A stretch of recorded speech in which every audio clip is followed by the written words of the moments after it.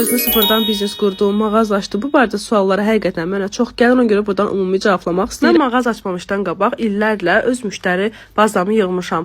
Mən artıq mağaza açanda bilirdim ki, mənim özümün potensial müştəri bazam var. Çünki mən illərdir ki, satışla məşğulam.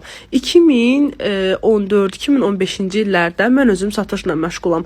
Vaxt olub qızıl satmışam, vaxt olub gümüş satmışam, vaxt olub kosmetik satmışam, vaxt olub aksesuar satmışam, vaxt olub ətir satmışam.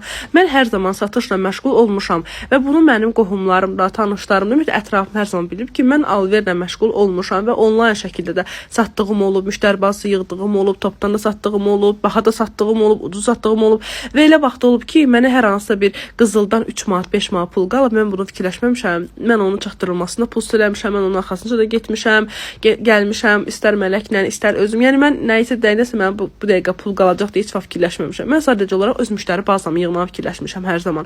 Bu gün şərt deyil ki, mən hər hansısa bir məhsulun üzərində mən böyük pullar qazanım. Mən bu gün hər hansı bir məhsul olub ki, pul qazanmıram. Elə bir yerlərə mənim çatdırmalarım olur ki, heç mən oradan bir manat pul qalmır. Amma mən yenə aparıb çatdırıram ki, mən özümə daimi bir müştəri qazanım, daimilik qazanım.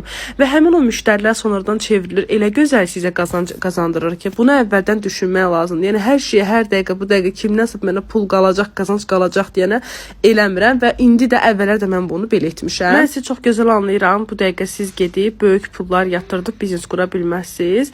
Amma belə əgər sıfırdan nəyisə başlamaq istəyirsinizsə, baxın mən də rayonda yaşayırdım əvvəllər. İlk dəfə mən elə satışla məşğul olmuşam.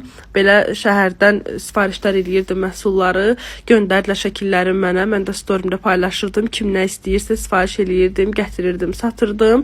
Daha sonra belə qazancım olurdu. Yəni bu dəqiqə mənim belə WhatsApp qruplarım var. Ətirlərim də, aksesuarlar hər birisi topdan satışla məşğulam və rayonlarda göndərirəm. İstəsəniz sizin üçün də bunu edə bilərik. Yəni əvvəldən məsləhətim odur ki, öz müştəri bazanızı toplamağa çalışın. Həmin müştərini sadəcə qazanmağa çalışın. Özünüzün qazanmağındansa müştərini qazanmağı, yəni bu dəqiqə pul qazanmağa yox, müştəri qazanmağa odaqlanın.